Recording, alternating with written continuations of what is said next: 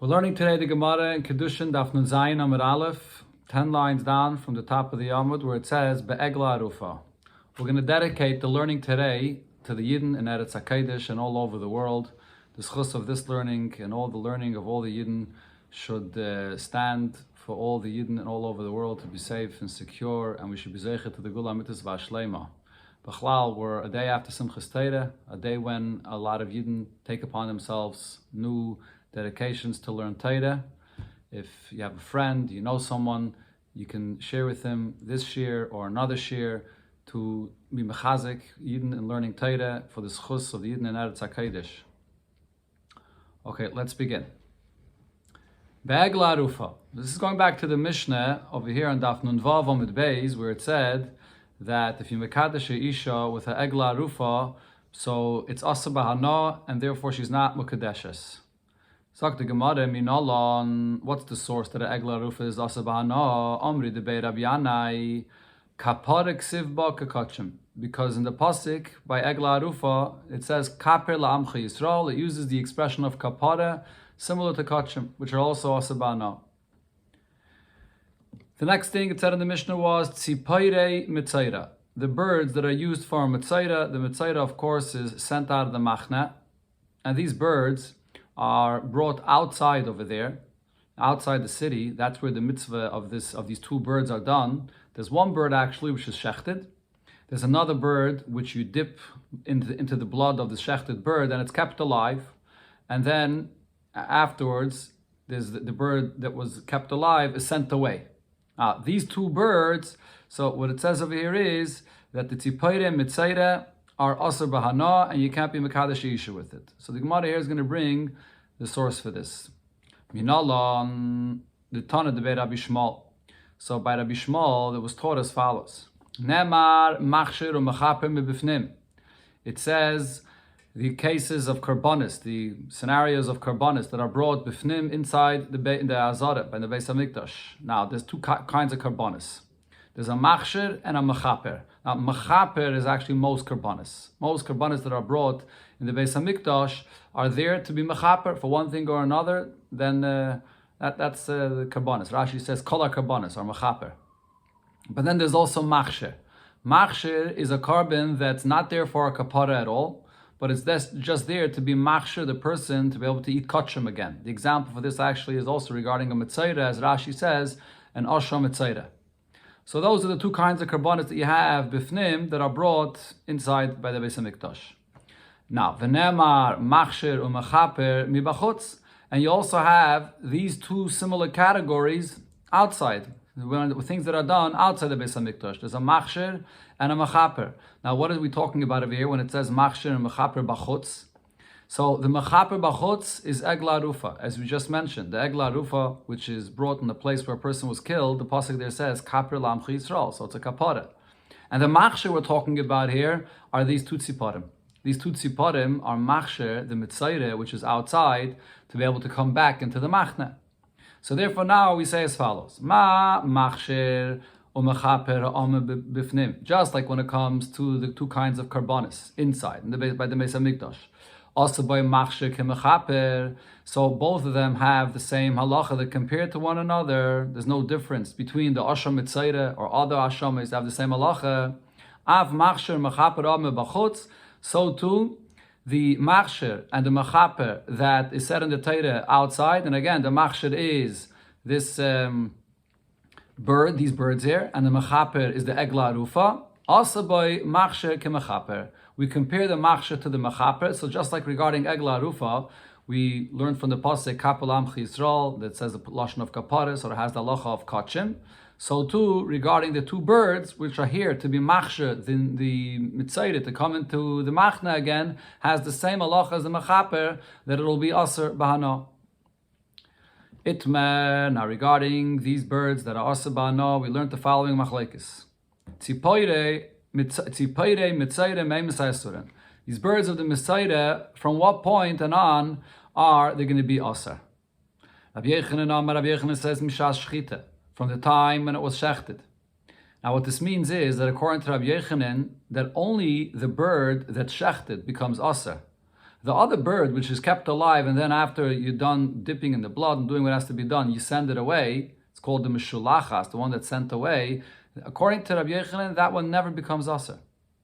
No. Rish Lakish Amar, however, Rish Lakish says, Mishas Lekicha, that both of these birds become aser from the time when they were taken for this purpose. Both birds. But, as Rashi here says, we'll see soon from the Gemara, then the bird that was shechted remains aser. The other bird that's kept alive, when you send it away, when you're done and you send it away, it becomes mutter again. But both of them become aser when you take it right away. So the Gemara now explains the source of the machlekes.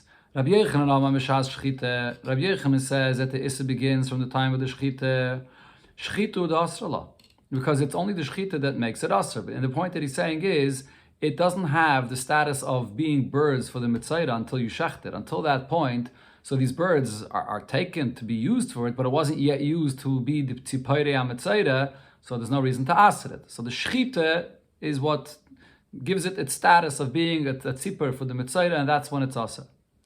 Rish Lakish says that it's aser from the time when it was taken to be used for this. And the reason is because he learns it out. Mi egla rufa. He compares from egla rufa. Nafke. Ma egla rufa. Just like regarding the egla rufa mechayim, over there it becomes aser ba'ana from when it's still alive, and because it's similar to the way it is by kachim. Right? Egla rufa is, we learned out before, kapelam chisrael. It's like kachim, so it becomes aser even when it's still alive, the animal. Av tzipayrim mitzayra mechayim. So too the tzipayrim mitzayra, when they're designated, when they're taken to be used for this, it becomes aser even before it's shechted. Now, regarding egla rufa itself, the Gemara now comes and clarifies this that we're saying here, that by the egla rufa it becomes aser mechayim. From what point is that? The egla rufa gufa, the egla rufa itself, meyemesai, exactly from what point does it become aser? Rabbi Yanai, so Rabbi Yanai says, gvul shamaiti ba. I heard a certain limit about this, meaning I heard a certain time period when that is, v'shachachti, but I forgot what it is. V'nosvin chaveraya loymar, and the colleagues in the Besmedrish, they brought and they said the following point, that it's aser yiridasa lenachal eison hi esrasa. By the egla rufa, you have to bring the egla, this calf, down to a place where there's a nachal eison, as it's described in the Gemara, and cite all the details about it. When it's brought to that place, that's what makes it aser, even before they actually chop off its neck, even before when it's dead, even mechayim. But it's when it's brought to that place. No, so now the Gemara asks, if that's the case, Ima egla rufa mishas lekiche loy mitzra. So now, if so, if by egla rufa we're saying when you take this egla to be designated for the egla rufa, it does not yet become aser at that point. So shouldn't we say then that we're comparing to peirim mitzayra according to Rish Lakish to the egla rufa? But if by egla rufa from when you take it, it doesn't become aser, so over here as well, by the tzipayrim mitzayra, it shouldn't become aser from when you take it either. So the Gemara answers, hachi hashter. No, there's no comparison over here. We can't say that because there it doesn't become aser from when you take it, the same should be also by the tzipayrim mitzayra. Hasam isla gvul achrine.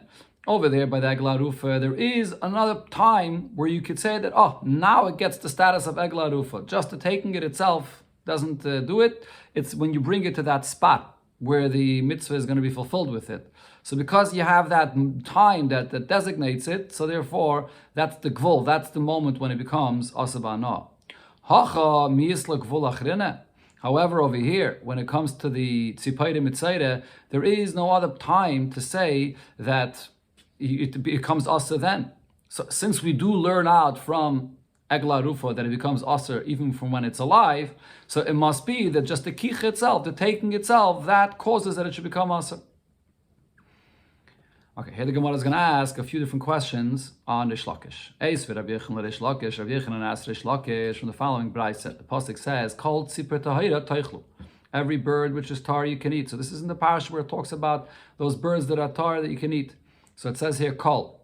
It says, the brayse l'rabbis es hamishulachas. This comes to teach that the bird that was used for the mitzayra, the second bird that's kept alive, and then it's sent away, once it's sent away, it's mutter. And then it says another pasuk, also over there, this is in Parshas Re'eh, where it talks about the birds that are toir and not. These are the birds that you should not eat from them. So the extra word, asher, that it says here, so l'rabes is a shchuta. This comes to include and say that this bird that was shechted for the mitzayra is going to be aser. That's the braisa. So this is a question on Reish Lakish, as the Gemara explains. If you're going to say like Reish Lakish said that the bird becomes asur already from when it's alive, do you need a pasuk to say that that you can't eat from it once you shechted it? It's already asur from before, because we learn it out from Egla Rufa that it's asur already from when it's alive. Why do you need a special pasuk to say that it would become asur when you shecht it? So Rashi explains the fact that you need a special pasuk to say that the mishulachas is mutter once you send it away. That's understood, because the truth is, according to the Shlakish, even the bird that's kept alive becomes aser when you take it. Now the pasuk is saying when you send it away, it becomes mutter again. But over here to say that the bird that you shecht is aser, why do you need to say that it's aser? It's already aser from before, even when it's alive. So the Gemara explains, I still need a pasuk because if I'm learning it from Egla Rufa and I compare it to Kachim, so Ma'ad Teime, maybe I think to say, Midi Hava Kachim.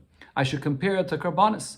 The Mechayim Asiri. Once you have a behemoth designated for a carbon, so it's Aser Ba'no, you can't be moil in it, and it's so when it's alive, it's Aser. But then Va'asi Shchita, once you shecht it and you do all the other Avedis necessary in the Beis HaMikdash for it, now it becomes fit that you can eat from it. So I would think maybe here's the same thing, that even if the bird that's being shechted by the mitzayra is also when it's alive, but once it's shechted, maybe now it becomes mutter. Kamash Balan, that's why we learn here from the pasuk Azeh Asher Le'Toichlu Mehem that it's going to remain aser even after it's shechted. Eisvei, another question he asked on Reish Lakish. So it says Shachta, what if you shecht the bird of the mitzayra that's needed? So again, you have the two birds and the bird that's shechted, the nimtzis treife, and then it turns out to be a treife. So yikach zug l'shniya. So you have to bring a second bird and to be a pair for the other bird that's still here, that's still alive, and you have to do it over again. Again, so one bird is shechted, and then the other bird you dip it into the blood and so on. So you have to bring again. You have to shecht it all over again. Now v'harishayna muteres bahana. The first bird that was shechted, and now it turned out to be a treifa, is going to be asa b'hana. But the question is, why is it asa b'hana? Now, at this point, as Rashi explains, the Gemara understands that what happened is, how was it found to be a treifa? It was found to be a treifa that the simonim that have to be shechted in the bird, that the shechita should be a proper shechita, was, it turned out that it wasn't a good shechita. That's what happened over here. Meaning that when it was alive, it was a bird that was fit to be used for this. But it was only later on that because of the shechita was not kosher, so therefore it's not, you have to do it over again. And then it says, but the rishayna is, but this bird here that was shechted is mutter b'hana, because it wasn't used for the mitzvah. But the question is, if you're going to say like Reish Lakish, that from when it's already designated and it's alive, it's already aser. Harishayna mai muteres b'hana. So if this first bird, why should it be mutter b'hana? Even though it turns out now that the shechita wasn't done right, but from when you designated it, it already became aser b'hana. So how is it becoming mutter again? Answers the Gemara that when it says there nimtzes treifa, it means something else. What it means over here is when they were inspected the insides of this bird, they saw that in its intestines it was already a treifa, meaning it was never fit to be used for this. So therefore Kedusha was never really chal in it. Now you see that it was always a treifa, so the mitzvah was never really right to be used. Eisvei, another question was asked on Reish Lakish. Now, if you look there in the Psukim regarding the Mitzayra, so besides the two birds that have to be brought, you also have to bring an Ezaiv, a Shnit Telas, and Eitz Erez. So Shachta, if you shechted the bird, Shaloi Be'ezaiv, Shaloi Be'etz Erez, V'Shaloi B'Shnit Telas. So these three other things that have to be brought were not brought there. So what happens now with this bird that you just shechted for this purpose to do what you have to do regarding these birds of the Mitzayra? Rabbi Yaakov says, since this bird was designated for the mitzvah, to be mater, this mitzaira, to come into the machne, asura. So the bird was shechted, it's going to be asur, even though you were missing the other things that have to be with it. Rab Shimon Aimer, however, Rab Shimon argues and says, Hoyel v'nishchata shaloike mitzvasa muteres. Because it was shechted not like the mitzvah demands, so therefore it's going to be completely muter. This shchita is going to be materet. Says the Gemara, so what do we see here? What's the argument between Rab Yaakov and Rab Shimon? Elamar savar shchita she'ein ruya shma shchita. That Rab Yaakov says, or rather Rab Shimon says, that because it's a shchita that was not a proper shchita, he didn't do it the way the Torah describes it should be done together with the Eitz Erez and the Ezev Nishni Telas. Again, shchita she'ein ruya shma shchita. So this is Rab Yaakov saying that because it was designated for this, and even though it was not roy, it wasn't done right, but still shma shchita, and therefore it's going to be aser. Omar Sav, Rab Shimon says shchita she'ein ruya lo shma shchita. It's not a shchita for the mitzvah, and therefore it will not aser it. That's the machlokes. But the kula mimiyah mechayim lemitzvah. However, everybody agrees that when it was still alive, it wasn't aser. Because if it would have been aser already from before, what is that to argue about? Whether the shchita is mitzvasa or because it was hoktzil mitzvasa or not, it's already aser from before according to the Shlokish. So we see that it's not aser from before. It's only aser through the shchita. Now the only question is, what's the status of this shchita here that was not done according to its mitzvah? So this is a very strong question on the Shlokish, and the Gemara Taka says that you're right, Tanoihi. These Tanoim here take a hold like Rabbi Yochanan, that it becomes aser at the time of the shchita, and it's machlokes Tanoim. And here the Gemara brings back the source that we started off with from the Rebbe Rabbi Shmuel, and the Vidir, that source fits with Rish Lakish's opinion. The Tan of the Rebbe Rabbi Shmuel, because the source we brought before regarding the Isser of the Tzipari Mitzaire, that it's Asabana, so he said the source is how, because Nema Machshe Machape Bifnim. You have the two kinds of karbanis that are brought inside the Beis HaMikdash, the one that's the Mechaper, all karbanis, and then the one that's the Machshe. Rashi says it's Asher Mitzaire. And then you have a machsher and a machaper that's brought and done outside the Beis HaMikdash. And again, what is a machsher? That's the egla rufa. Oh, sorry, that's not the egla rufa. The machaper, when it says kapel am Yisrael, that goes in the egla rufa. And the machsher is here, what we're talking about, the two birds that are machsher this person to come into the machne. And therefore we compare that. Ma machsher machaper ame b'bifnim also be machsher ki machaper. Just like the machsher and the machaper inside the Beis HaMikdash, they have the same halachas. The machsher of the tzipari of the mitzaira are compared to the machaper of the egla rufa, and therefore it's also aser ba'ana. This is the limud that Rabbi Shmuel said. Now this limud fits perfectly with Rish Lakish's opinion, because we're learning out from egla rufa, and by egla rufa, as the Gemara already explained before, it becomes aser mechayim. So therefore the tzipari mitzaira that are compared to egla rufa are also going to be aser mechayim. So this is machlokes Rabbi Yochanan and Rish Lakish is the machlokes Tanoim over here. Gufe, the Gemara goes back now to this drasha that was brought before in the Braise. It says called tzipper toir techelu, that every tzipper tohera, that is called tzipper toir techelu. So what do we learn out from the word kol? Lerabes is ameshulachas. This is coming to be marbe, that is one bird that's not shechted, and then you send it away. So when you send it away, it becomes mutter to have an off from it. And then when it says v'zeh asher lo toichlu mehem, what do we learn out from the extra word asher? L'rabis is ashchuta. It's coming to be marbe that the bird that's shechted remains aser. And as the Gemara explained before, according to Rish Lakish, we don't say that once it's shechted, it should become mutter. The Gemara asks him this, why shouldn't I say maybe to darshan here the opposite? Maybe I should learn out from v'zeh asher lo toichlu to be marbe that the mishulachas, the bird that's sent away, remains aser. Why am I saying that? I learn out from there that when you shecht it remains aser. Amar Rabbi Yochanan mishum Rav Shimon ben Yochi. The answer is lo metzinu balei chayim she'asurim. We don't find balei chayim, a live animal, in this case the live bird, that the Torah asered for a certain time period, that it remains aser forever. We don't find such a thing that it becomes aser forever. Now, obviously, we're not talking about balei chayim, which are aser from the beginning. We're talking over here about this iser hana. Talking over here about this iser hana that there is upon a baal chay, a live thing over here, the bird. We don't find that it should become aser forever. So the Gemara is going to ask from a few different scenarios that it seems like that there is such a concept that the baal chay becomes aser forever. Maske Flor of Shmuel, but Rav Yitzchak v'loy, we don't find such a thing. But Harei Muktzeh v'nevad. But we find regarding an animal that has been set aside to serve for to be used for Avodah Zarah, or a nevad, the animal that was already served for Avodah Zarah, and these are animals that are asur to be brought as a carbon in the Beis Hamikdash.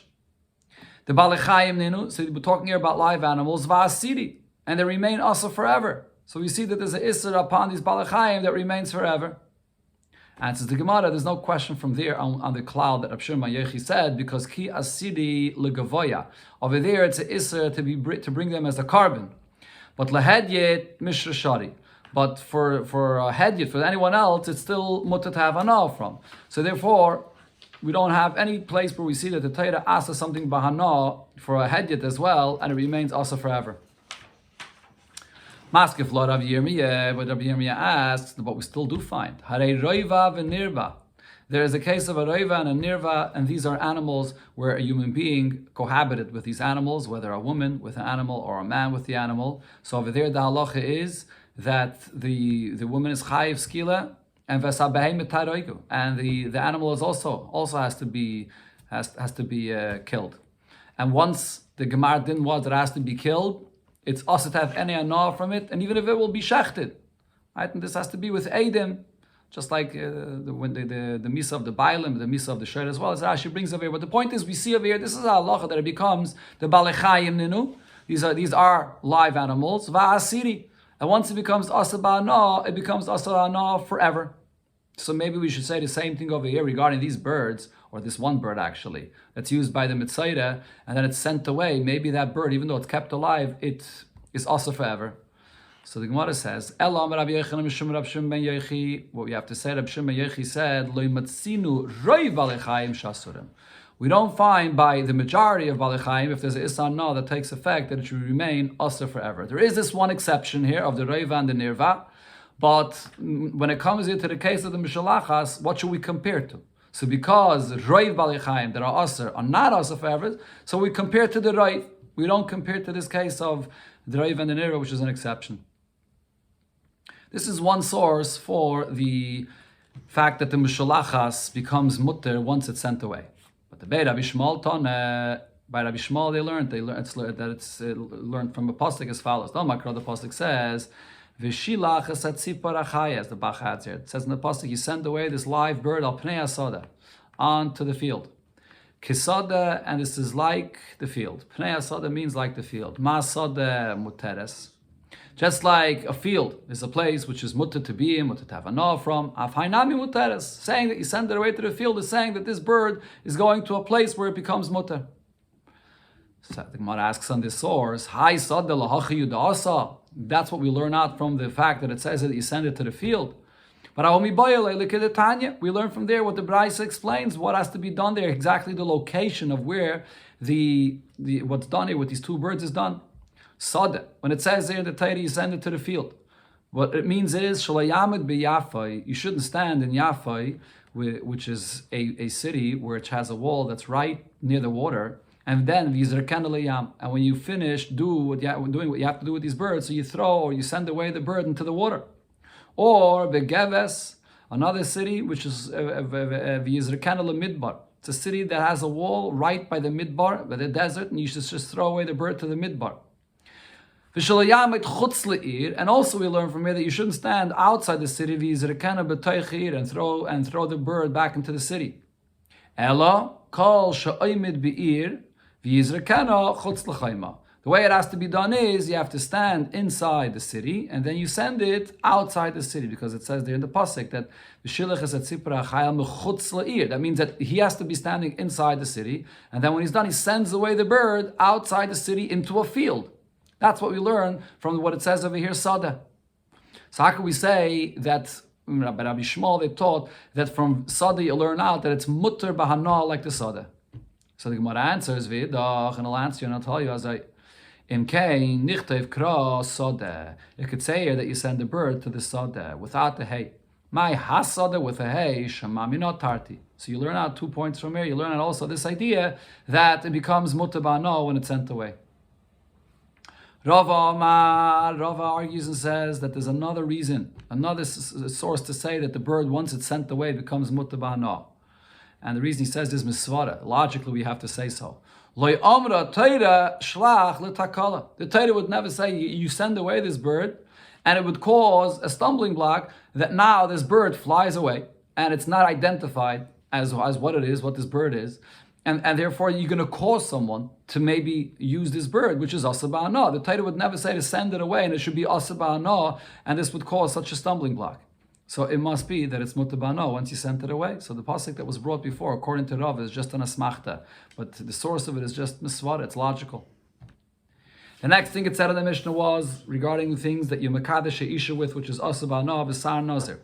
The hairs of a nazir, the nazir has to let his hair grow, and those hairs are asa ba'ana. Minalon, from where do we know this? Makra, because the pasuk says, and the way the pasuk is read is kadosh yeh. So it's read as kadosh yeh gadol pera sa'aroshai. What do we learn from this? Gedula yeh kaidesh. It's the hair of the nazir should be kadosh. It should be like a carbon that's holy. So the Gemara asks on this: if so, when it comes to kachim, if you redeem kachim with money, now the money becomes kachim. So shouldn't we say the same with the hair of a nazir? Avsar nazir, the hairs of a nazir. Teifus is dama v'yotze l'chulin. If you exchange its kedusha with money, shouldn't the money have that kedusha of the hairs, just like the kachim itself? Now the question is in the Mishnah. It said regarding all these Isurei Hana mentioned here that only they are asa ba'ana, but the money that you sell it for is not going to become asa ba'ana. Answers the Gemara, mi karinan kaidesh, kadosh karinan. Is the pasuk read as kaidesh? It's read kadosh. Kaidesh and kadosh are two different things. Kaidesh is a noun. Kaidesh is establishing what this is. It has the full level of kedusha like a carbon. Kadosh is a description of how you have to treat it. That it has kedusha, you have to treat it with kedusha. But it's not the same level of kedusha as if it would say kodesh, which is establishing a fact, and it's naming it, that this is kodesh. So therefore over here, it's like kachim, but it's not 100% like kachim.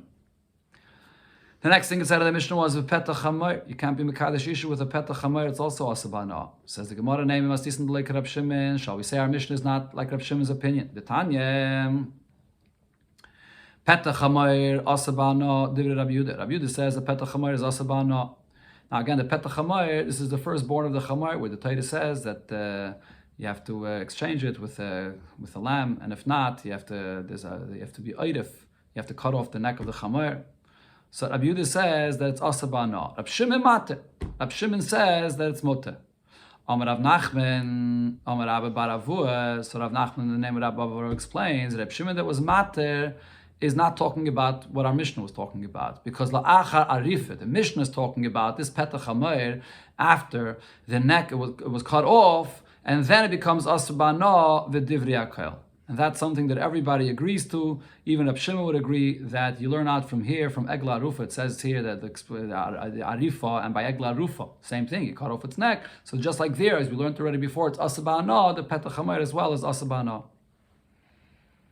The next thing it said in the Mishnah was basa b'chalav is asa ba'ana. Milk and meat that are mixed are asa ba'ana. Minallah, what's the source for this? The Tana de Rabbi Shmuel. It says in the Torah 3 times, L'isavashel, Gedi, Bachalei, Vimai, which is the source for the Isser of Basa B'chalav. But it says in the title is Savashu, but it says it 3 times.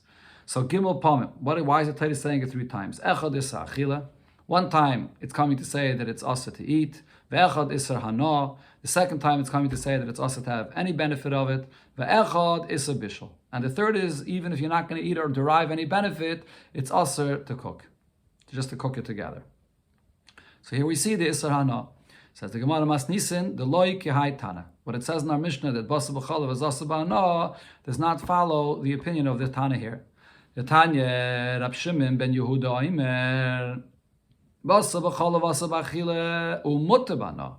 Basa b'chalav is only asa to eat, but you are allowed to have enough from it. You can sell it, you can so on. Shenema, as the pasuk says, ki am kodesh atol Hashem alekecha, that you are a holy nation for Hashem. And then it says, so this is the source of basa b'chalav. So here, when it talks about the isser of basa b'chalav, it says, Am Kadosh. And then it says in the pasuk regarding the isser of basa treifa, va'anshe kaidesh, tiyun li. Over there it also says the same expression that Yidden are kaidesh to the Eibishter. And then it says the isser of basa treifa, basa sada treifa loisa chelan. What does it say there in that pasuk? La kelev tashlichon oisai. That even though it's aser ba'achile, but nevertheless you could give it to eat to a dog, even to your dog, which is hana. So ma'ala aser ba'achile mutabana, just like by the basa treifa, it's aser ba'achile, but it's mutabana. Afkan aser ba'achile mutabana, it will be mutabana. Okay, so this is the machlokes. Reb Shimon Yehuda holds that it's mutabana. The next thing it said in the Mishnah, chulin shenishchetu ba'azara. Chulin, which is an animal that a person is shechting for himself, and it was shechted in the azara, the Beis HaMikdash, so the Tana said it's asa ba'ana. Says the Gemara Minan, immediately from where do we know this? Amar Rav Yechanan Mishum Rav Meir. So Rav Yechanan is telling the name of Rav Meir. The source is Amar Taira. The Taira said, Shechait shali b'shali. Shecht, what belongs to me, by me. This is a carbon that's kachim. So the Eibusher says it's for me, shechted by me inside the Beis HaMikdash. V'shelcha b'shelcha. What you're shechting for yourself, things that are permissible for a Yid himself, shechted by you outside the Beis HaMikdash. So now, ma shali b'shelcha aser, just like something that belongs to Hashem, and it's shechted outside the Beis HaMikdash, that remains aser, because this is kachim. You took a behemoth that's kachim and you shechted it outside the Beis HaMikdash, it remains aser, because there's no way to be mater it. The only way to be mater a carbon that's shechted is if you do the avodah properly and you spray it on the mizbeach. But over here it was shechted outside the Beis HaMikdash, it remains aser. Av shalcha b'shali aser. So too, if you shecht from yours, what's mundane, and you bring it and shecht it inside the Beis HaMikdash, it also becomes aser b'hana. So the Gemara asks, if we're comparing these two, so we should say, Ima shali b'shalcha onish kares. If someone shechts a carbon outside the Beis HaMikdash, which is the isser of shchutei chutz, so it should become, the einish over there is kares. Maybe we should say the same thing, that if you shecht chulin inside the azare, it should also be an einish of kares. So that we don't go so far to compare them, because amakra, by shechting a carbon outside the Beis HaMikdash, the pasuk says, "Val pesach moed lo yavil aktiv carbon l'Hashem." He didn't bring the carbon inside the Beis HaMikdash. V'nichras al carbon, v'nichras that is, and there's kares al carbon onish kares. A carbon that was shechted outside this kares, al chulin shenishchu b'azara ain't onish kares, but the chulin shechted in the azara, there's no kares. Okay, this was the limud of Rab Meir. So now, based on the last point it said here, that there is a distinction because a carbon shchutei chutz, there's kares, but a chulin that's shechted in the azara, there's no kares. Say kilamifrach. If so, we can refute the comparison between the two, even regarding the isser hana as well. Ma l'shali b'shalcha sheken onish kares. I see when you shecht a carbon outside the Beis HaMikdash is an einish of kares, and therefore over there it's also bahana. But a carbon of a behemoth of chulin that's shechted inside the Beis HaMikdash where there's no einish of kares, so then who says over there it should be also bahana? How can we compare the two? So Elam Abaye, therefore Abaye says mihacha. We learn it out from the following psukim, and here the Gemara brings from a braise what it learns out regarding this. So it says in the Torah, V'shachatu, v'shachataisai, v'shachataisai, tlasakra yiseri. It says in the Torah 3 extra psukim, or Rashi, it seems like it's not good. It says this is still part of a braise here.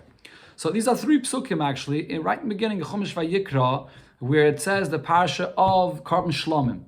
And the Torah repeats the halacha of the carbon shlomim 3 times. And it says 3 times that it should be shechted in the azara. V'shachatu, v'shachataisai, and again v'shachataisai. Why does it say these 3 psukim? Ma tamad loima, what is it coming to teach?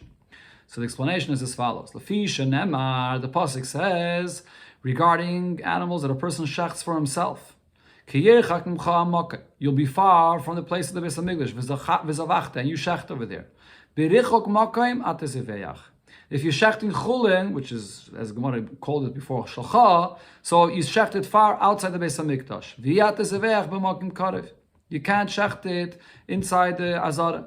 Prat l'chulin shlo yishchto b'azara. So we're learning from here that chulin cannot be shechted inside the azara. Okay, so this we could learn out. If it was just this point, we would learn out from the pasuk ki yirchak mimcha that here it says that Tchulin should not be shechted in the Azara. However, how do we know that this applies to different kinds of scenarios? Now, ve'enli ela tamimim, ha'ro'oyin likarev.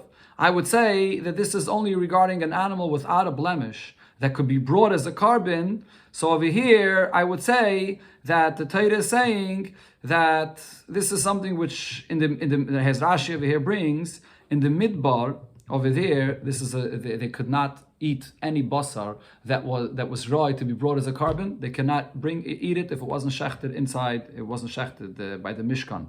That was the Isser of basar taiva in the midbar. But this is only regarding tmimim. Now, when they come into Eretz Yisrael, so those animals that could have been brought as a carbon are not going to be mutter. You can shecht it for yourself outside the Beis HaMikdash, and they are not allowed to be shechted inside the Beis HaMikdash. But now, minayin l'rabba is bali mumin. How do I know regarding bali mumin, animals that have a blemish on them, and they can't even be brought as a carbon at all? So how do we know that here the Torah is saying that they also should not be shechted inside the Azara? Says the Gemara, Mar Bani is Bali Mumin, so logically I would compare them, even though they're not the same, but still I would logically compare them and say, Shekain Mina Machsher, because even though it now has a mum, but it is a type of animal that would be fit for a carbon, and therefore, since it's compared to it in that sense, so Misvara we say to compare and say that just like the Torah is saying that an animal which could be brought as a carbon. So now, when you come into Eretz Yisrael, you shecht it only outside, Yircha Kamokim, and not inside the Azara. The same is also regarding an animal which has a mum, but it's the same min, so the same Isser of shechting it in the Azara applies. Further, the Gemara says, but minayin l'rabis es achaya. How do I know to say that even achaya, from the wild beasts that are kosher, that this as well should not be shechted inside the Azara? So this is not a min that's kosher at all for a carbon. So how do I know it applies over here? And minayin l'rabbi says ha'oifis. How do I know to be marbe birds as well? Talmud loymar. So for this, Braisa says I learn out from what it says over here the 3 times regarding a carbon shlamim. That v'shachatu, v'shachataisai, and v'shachataisai.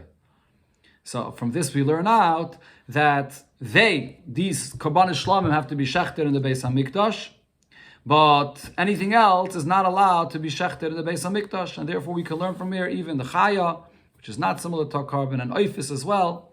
Rashi mentions over here before. The reason why oifis, the Gemara is asking separately, is because by oifis b'chlal we don't find shchita in the Torah.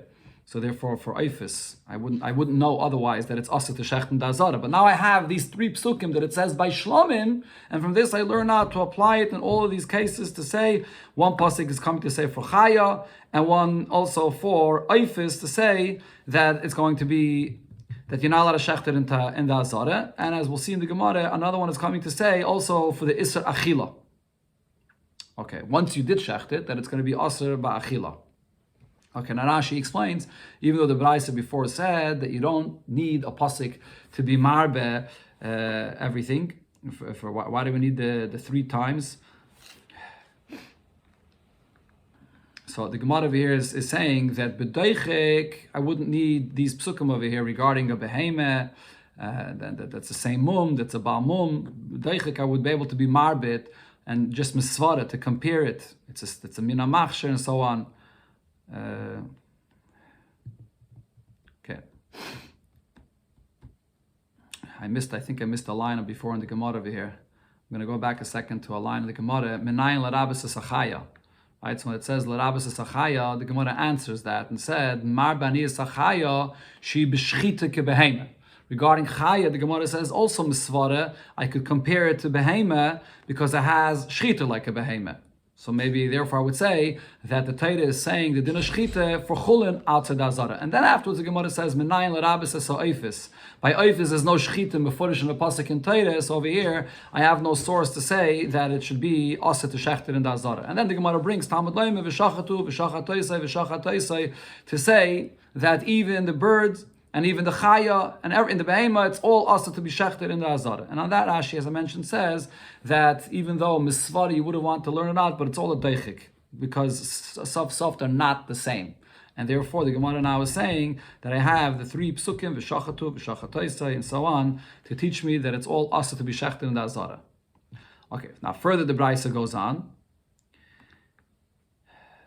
second. Where am I holding over here? Yachel, that is. Yachel. Lo yishchait. I would think that you're not allowed to shecht it in the azara. But v'im shachat, b'di'evet, if it was shecht in the azara, yehei mutter. It should be mutter. Talmud loymar, ki yichak mibcha amakim v'zavachta ve'achalta. That when you shecht far, not in the Beis HaMikdash, that you could shecht and eat. Mashata zevech b'richuk makim ataychel. What you shecht far outside the azara, that you're allowed to eat.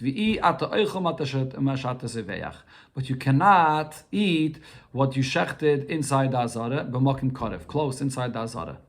So chulin shecht in the azara is aser. So now here again the Gemara explains that I compare and I say that this applies to all different kinds of animals that are shechted. I would think that this only applies to animals without a blemish that could be brought as a carbon, and it's regarding this that the Torah says that in the midbar they were also to eat, and now you come into Eretz Yisrael, you're allowed to eat them, but you have to shech them outside the Azara. How do I know that animals that have a blemish, and anyways, we're not roy for a carbon? So how do I know that those animals are marba as well? Marba ni bali mumin. So again, the Braisa says that misvara would be marba them shekain min hamachsher, because even though now it has a mum, but it is a type of animal that would be kosher for a carbon. How would I know to be marba that a chaya that was shechted and the azara should be asa to eat? Marba ni sachaya should be shchita kebehema, because I could compare a chaya to a behema and say that it has the halach of shchita just like a behema. It says it clearly in the Torah, so therefore it shouldn't be done in the azara.